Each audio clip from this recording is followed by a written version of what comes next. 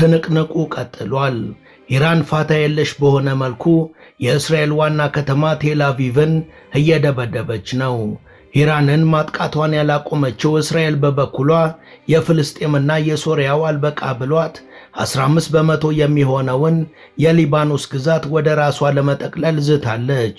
ሂዝቦላዎች ደግሞ በደቡብ ሊባኖስ ከእስራኤል ጦር ጋር አንገት ለአንገት ተናንቀዋል። ሁቲዎችም በዚህ ሳምንት መጨረሻ ላይ ኢራንን ደግፈው ወደ ጦርነቱ በመግባት የቀይ ባህር ግርጌ ላይ የሚገኘውንና ጅቡቲና የመን የሚዋሰኑበትን የባቤል መንደብን እንደሚያጠቁና እንደሚቆጣጠሩ የተነገረ ነው። ዓላማቸውና አካሄዳቸው ምንም ሊታወቅ ያልቻለው ፕሬዝዳንት ዶናልድ ትራምፕ ዛሬ ጠዋት ደግሞ የኢራን የኤነርጂ ተቋማት ላይ የሚያደርጉትን ጥቃት ለ10 ቀናት ማራዘማቸው አጃይብ አስብሏል። ትራምፕ ኢራን ላይ ፈጽመዋለሁ ያሉትን ጥቃት ከአንዴም ሁለቴ ወደ ሌላ ጊዜ ማሻገራቸው የእስራኤል ሹማምንቶችን አላስደሰተም። ይህ ክስተትም በአሜሪካና በእስራኤል መካከል የተፈጠረው ክፍተት የበለጠ እየሰፋ እንደሆነ የሚያሳይ ነው ተብሏል። የእስራኤል ጦር ብርጋዴር ጀነራል ዴፍሪን የኢራን አመራሮችን መግደላችንን አጠናክረን እንቀጥላለን ብለዋል። የኢራን አብዮታዊ ዘብ በበኩሉ በባህረ ሰላጤው አካባቢ የምትኖሩ ንጹሃን ዜጎች ከአካባቢዎቹ ራቁ ብሎ አስጠንቅቋል። ኢራን ባለፉት 24 ሰዓታት ውስጥ 3 ሚሳኤሎችን ወደ ዮርዳኖስ፣ 6 ሚሳኤሎችንና 9 ድሮኖችን ወደ ተባበሩት አረብ ኤሚሬትስ እንዲሁም 3 ሚሳኤሎችን ወደ ሳውዲ አረቢያ አስወንጭፋለች።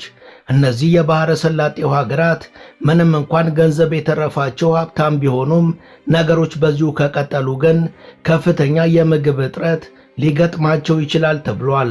የሆርሙዝ ሰርጥ ጉዳይም የዓለም ሀገራት ራስ ምታት መሆኑን ቀጥሏል። ኢኮኖሚዋ በእጅጉ የተቃወሰባት ስሪላንካ እንደ ሀገር ያላት ህልውና በቅርቡ ሊያከትም ይችላል ተብሎ ተሰግቷል።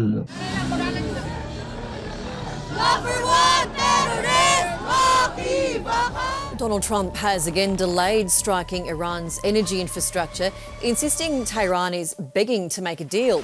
He's extended the window for talks into next month as thousands more US troops are due to arrive in the Middle East tonight. ሰላም ጤና ይስጥልን።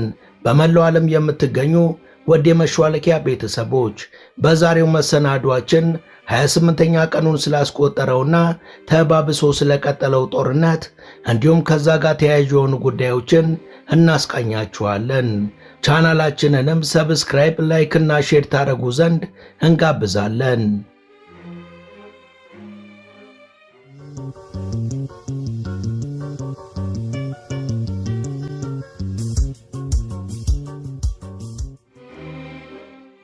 ጦርነቱ መቆሚያ የሌለው ይመስላል።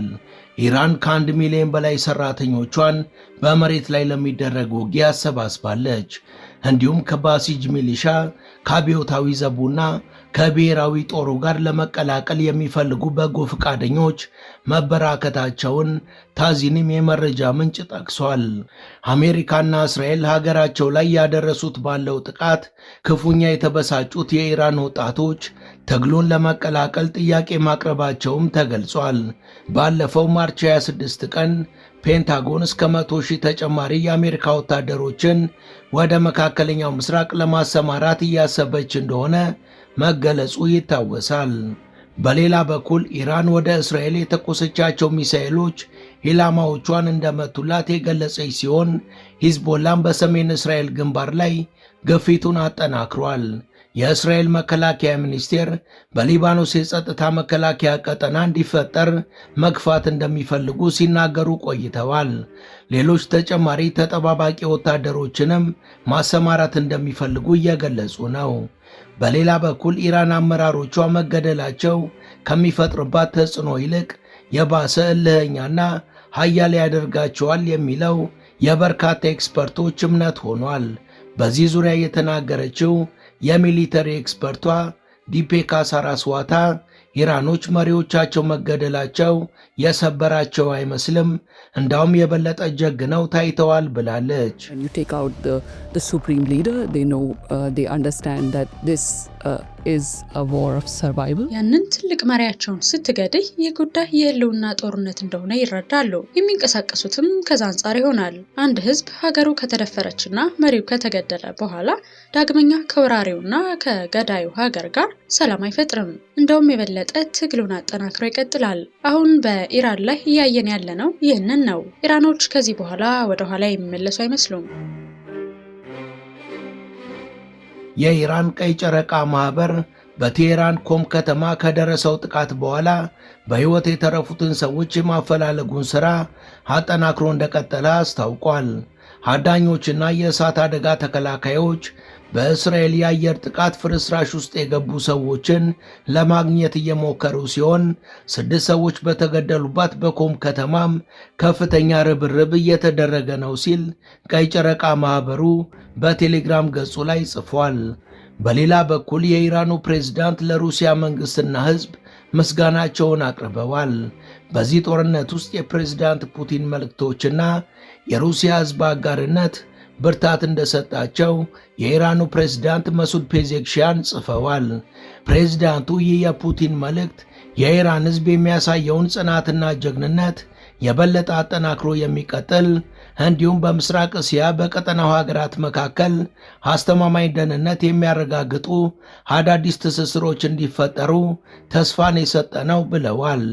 ይህ በእንዲህ እንዳለ እስራኤል የደቡባዊ ሊባኖስ አካባቢዎችን ለመቆጣጠር አጥብቃ የምትሻ ሲሆን እስከ 15 በመቶ የሚሆነውን የሊባኖስን ግዛትም ወደ ራሷ ልጠቀልል እንደምትችል ከቴል አቪቭ የወጡ ምንጮች ጠቁመዋል።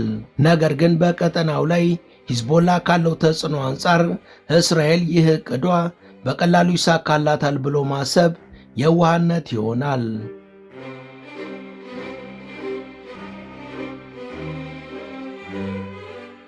የእስራኤል ጦር ቃል አቀባይ ብርጋዴር ጀነራል ኤፊ ዴፍሪን የእስራኤል ጦር የኢራን ከፍተኛ የጦር አመራሮችን ኢላማ እያደረገ ያለበትን ዘመቻ አጠናክሮ እንደሚቀጥል ገልጸዋል። ቃል አቀባዩ ይህንን ጠንካራ ማስጠንቀቂያ የሰጡት የኢራን አብዮታዊ ዘብ የባህር ኃይል ኮማንዶ የሆኑት አሊዛራ ታንጊሴሪን በባንደር አባስ ከተማ በፈጸሙት ድንገተኛ የአየር ጥቃት መግደላቸውን ተከትሎ ነው። ብርጋዴር ጀነራል ዴፍሪን አክለውም የአይነቱ የአመራሮች ግድያ አይቆምም፣ ለእስራኤል ስጋት የሆነ ማንኛውንም አካል ማሳደዳችንንና ያለማቋረጥ መምታታችንን እንቀጥላለን ሲሉ አስታውቀዋል። ቃል አቀባዩ አሁን እየተካሄደ ባለው ጦርነት እስራኤል እስካሁን ከ1000 በላይ የሚሆኑ የእስራኤል የጦር መሳሪያ ማምረቻ ኢንዱስትሪዎችንና ቁልፍ ማዕከላትን በቦምብ ማውደሟን ገልጸዋል። ጥቃታቸው በተለይም ሚሳኤሎችን፣ አውዳሚ ድሮኖችንና የመከላከያ ስርዓቶችን በሚያመርቱ ግዙፍ የጦር ፋብሪካዎች ላይ ያነጣጠረ መሆኑን ገልጸዋል። በቀጣዮቹ ቀናትም ይህንን ወታደራዊ ስኬት የበለጠ በማጠናከር የደህንነት ስጋቱን ለረጅም ጊዜ ከእስራኤል እንደሚያርቁት አረጋግጠዋል።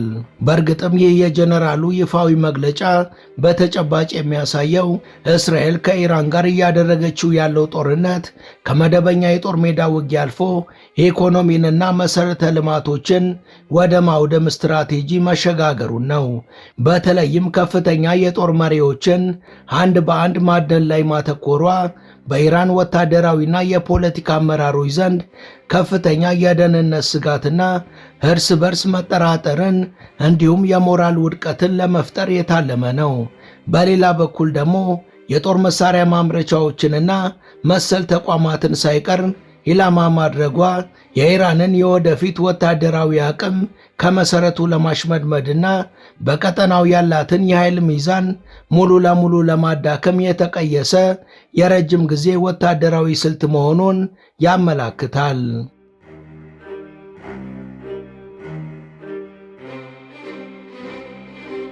በሌላ በኩል የአሜሪካው መሪ ዶናልድ ትራምፕ በውል ምን እንዳሰቡ ባይታወቅም አሁን ደግሞ ሐሳባቸውን ቀይረው በኢራን የኃይል ማመንጫ ጣቢያዎች ላይ የሚፈጽሟቸውን ጥቃቶች ለ10 ቀናት ማቆየታቸውን ገልጸዋል። Iranian government request, please let this statement serve to represent that I'm pausing the period of energy plant destruction by 10 days to Monday, April 6, 2026 at 8 p.m. Eastern Time. ይህን የትራምፕ መግለጫ ተከትሎም የነዳጅ ዋጋ ቀንሷል።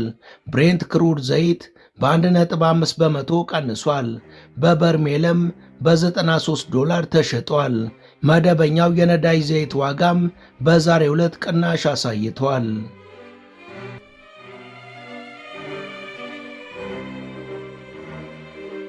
የእስራኤል ጦር የአሜሪካው መሪ ዶናልድ ትራምፕ የኃይል ተቋማትን ለመምታት የጊዜ ገደብ መስጠታቸው እንዳላስደሰተው የገለጸ ሲሆን ይህም በአሜሪካና በእስራኤል መካከል ያለውን አለመግባባት ያሳያል ተብሏል። አሜሪካ በኢራን የኢነርጂ መሠረተ ልማት ላይ የሚደርሰውን ቀጣይ ጥቃት ማራዘሟ ኔታንያሁና መንግሥታቸውን ክፉኛ እንዳበሳጨና በዋሽንግተንና በቴል አቪቭ መካከል ንፋስ መግባቱን ያረጋገጠ ሆኗል። የዓለም አቀፍ ፖለቲካ ተመራማሪው ሃንዲሽ ካዜሚ እስራኤል ራሷን ከአሜሪካ ጋር የማስተባበር ግዴታ እንዳለባት ባለመቁጠርና ማንኛውንም እረፍት ለኢራን እንደ ስጦታ በማየት ከእስራኤል እየራቀች ያለችበት ሁኔታ በሁለቱ አገራት መካከል ያለውን ክፍተት እያሰፋ ነው ብሏል። ይህ ክስተት በሁለቱ አገራት መካከል ያለውን ስትራቴጂካዊ እምነትም ሊያጠፋ የሚችልና የዘመናት ጥምረታቸውንም በቀጣይነት እንዲበላሽ የሚያደርግ ነው ብሏል።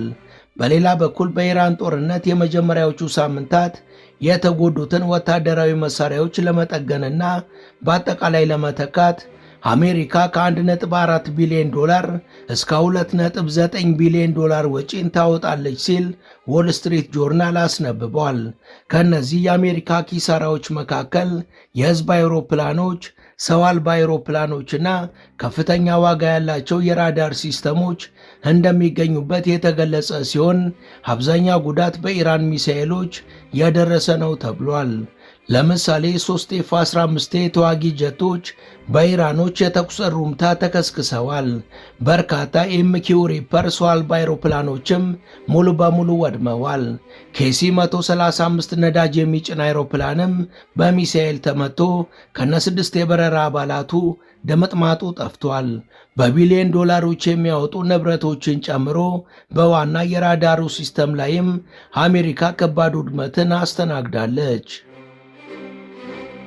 ውድ የመሿለኪያ ቤተሰቦች ይህን ዘገባ እዚህ ድረስ ከተከታተላችሁት ቻናሉ የበለጠ እንዲያድግ አንድ ጊዜ ሰብስክራይብ እንድታደርጉ አስታውሰን ተረካችንን እንቀጥል። በሌላ በኩል የሆርሙዝ ሰርጥ ጉዳይ ሀገራትን እያመሰ የዓለም ኢኮኖሚንም እያመሰቃቀለ ነው። It's one of the most strategically important maritime corridors in the world, and it's now a top priority for world leaders.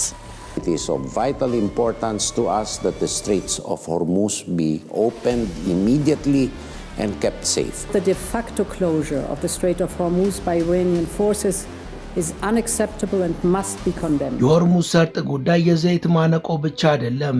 ሆርሙዝ የዓለም አቀፍ ነዳጅና የሸቀጦች ደም ስር ነው። እናም እንደ ማንኛውም የደም ስር ሲበላሽ አጠቃላይ የደም ዝውውር ስርዓቱ ይዛባል። በባህረ ሰላጤውና በአካባቢው ላሉ ከ100 ሚሊዮን በላይ ለሚሆኑ ሰዎች የመንገድ ሲዘጋ ገንዘብ የምግብ ዋስትናን ሊገዛ አይችልም። ሳውዲ አረቢያ ከ80 በመቶ በላይ የሚሆነውን ምግቧን ከውጭ ታስገባለች። ኳታር 85 በመቶ የሚሆነውን የእህል ቀለቧን ከውጭ ታስገባለች።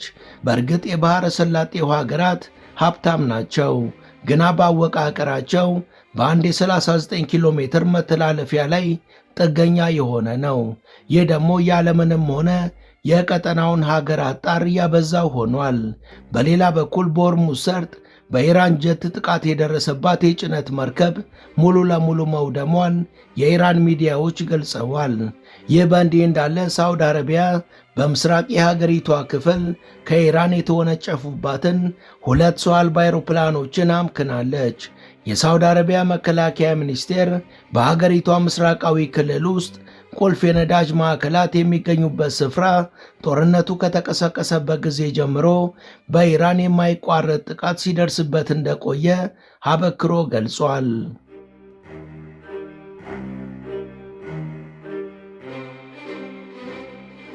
የሁቲ አማጺዎች በበኩላቸው በቀይ ባህር መተላለፊያ ላይ ምንም የሚያሳስብ ነገር የለም ብለዋል።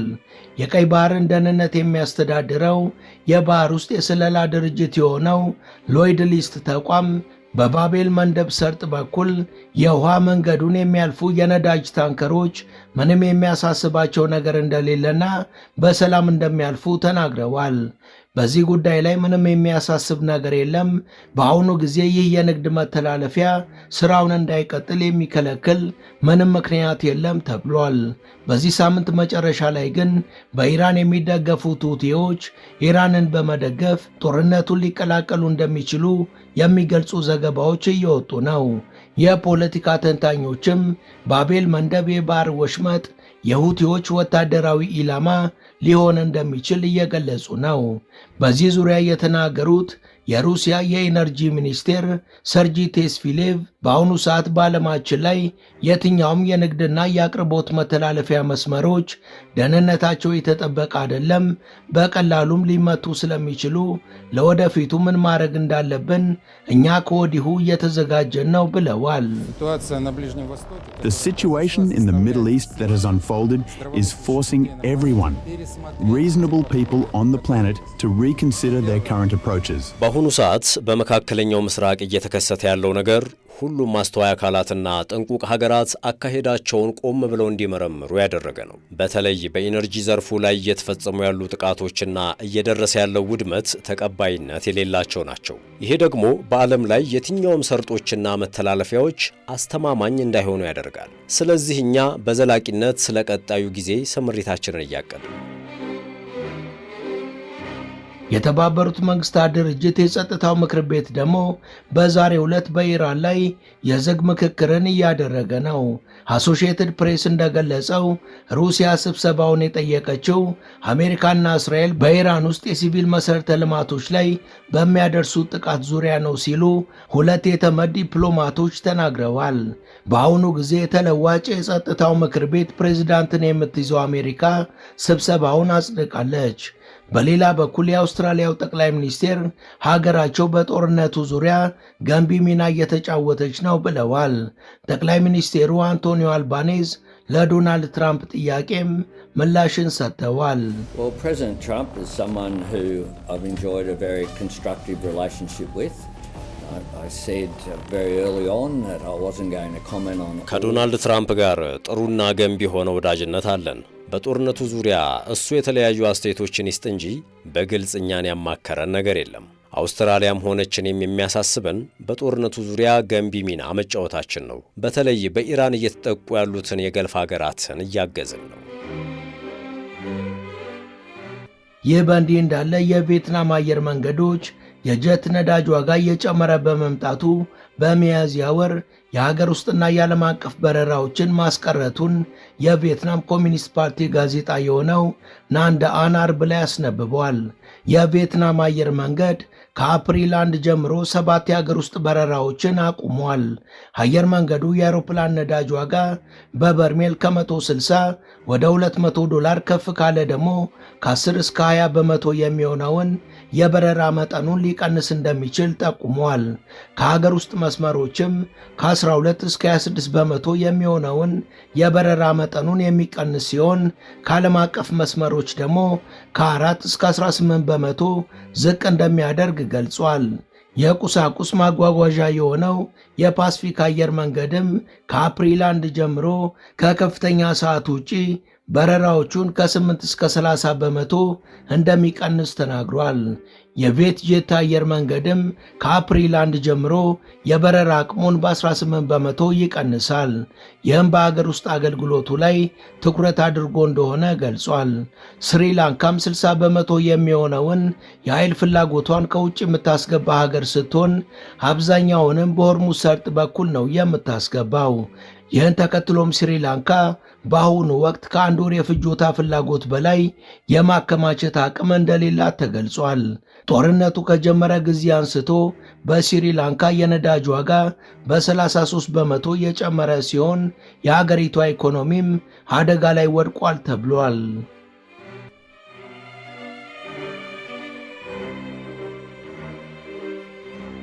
ወደ ቻናላችን ቤተሰቦች ለዛሬ ያሰናዳንላችሁ ይህን ይመስል ነበር።